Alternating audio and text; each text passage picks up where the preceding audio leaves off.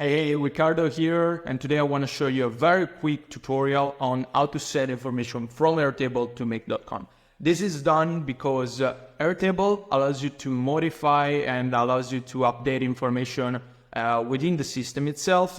Meanwhile, make.com allows you to create a more complicated automation that you cannot create within Airtable. So right now, I use this as an example, which is a task list. You can look at the task list over here, and let's use an example, moving the task from to do to done, for example, or from in progress to done, to trigger an automation over here. So here the idea would be when we move the task 1 to done, we trigger an automation. When we move a task to done, we trigger an automation. So how do we actually do that? In Airtable, we have a part called automations. Here, we can build out automations directly through Airtable. So in this automation setup, what we need to do is when a record matches specific conditions, and keep in mind, I'm using this as a simple example, but this can be used in a lot of other additional areas, such as, for example, when a code is passed, when you move information from one pipeline stage to another, and so on. So I hope this can be used in a lot of other situations that you can understand. So what we do here is we configure the table, we configure the condition, and we set when a table is done, we trigger the condition. So right now, let's just test out, and we see that this works correctly. What we then need to do is we need to run a script.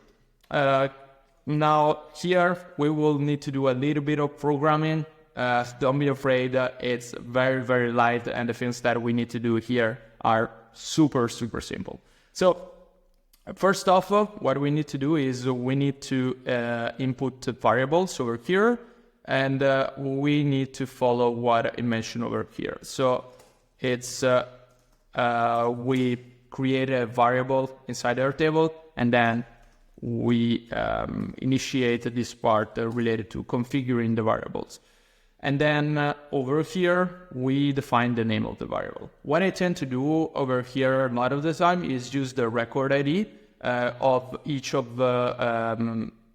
single record within Airtable. And in this way, we can actually get the record ID in Make and perform whatever kind of activity we like to perform. So what I do right now is I set the name to record ID and then select the value over here to the Airtable record ID. So in this way, we actually have the record ID. Then what we need to do is we need to create a specific URL.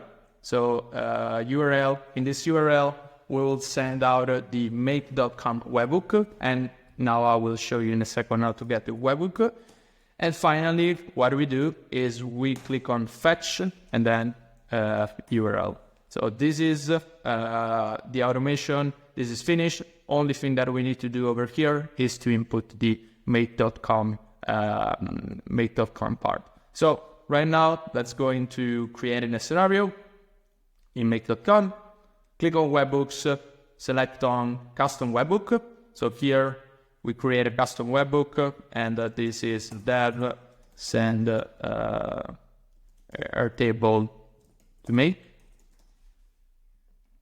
We save it, and here we will have a webhook URL over here.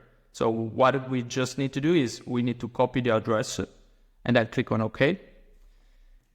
And then what we need to do is we need to copy the address over here. Now, there's one last step that we need to do because the webhook are created to port information from one place to another. So what we need to do over here is we need to port the record ID information. So here, what we will just do is we will add a question mark, then record ID, which is the information that we actually need to port out.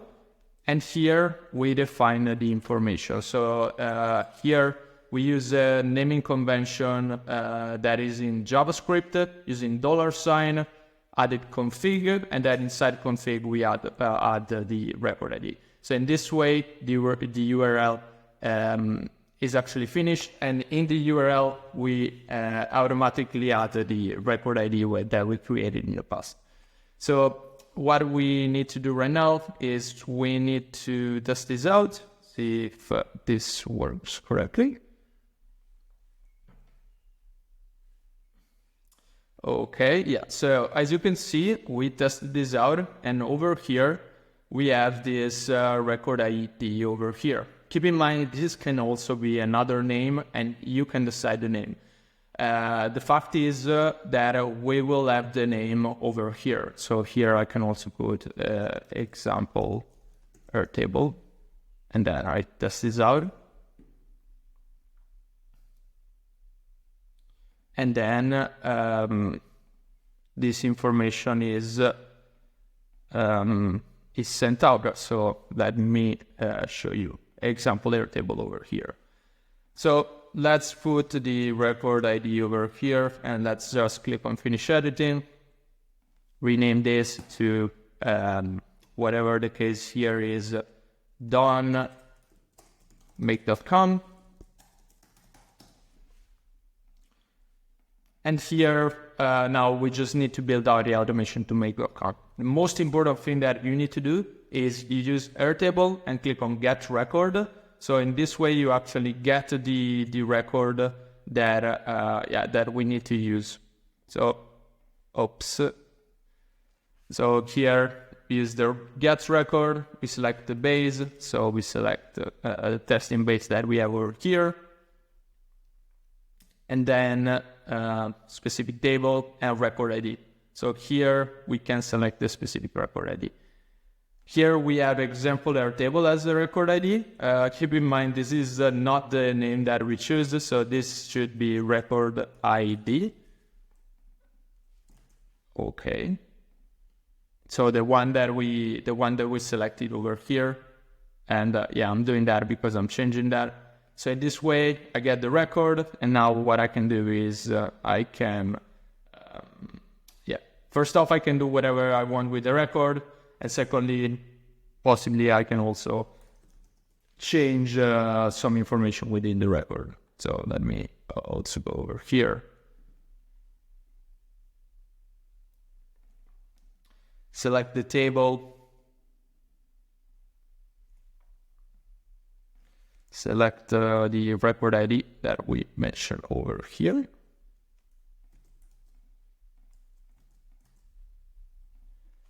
And then here, for example, make automation done. Okay, so right now we set that to be working.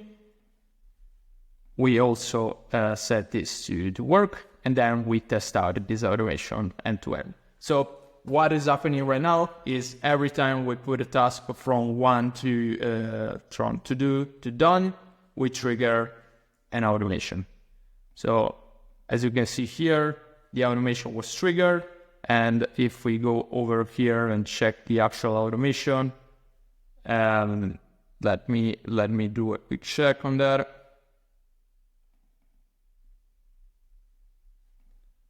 We triggered that out.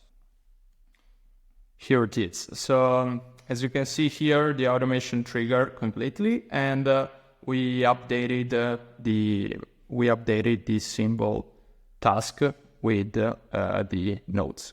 So yeah, quick tutorial on how you can actually create those kind of setups, and this is used all the time in Make and in Airtable to connect the two tools. Hope this was useful to you, and catch you to the next tutorial or build out or setup.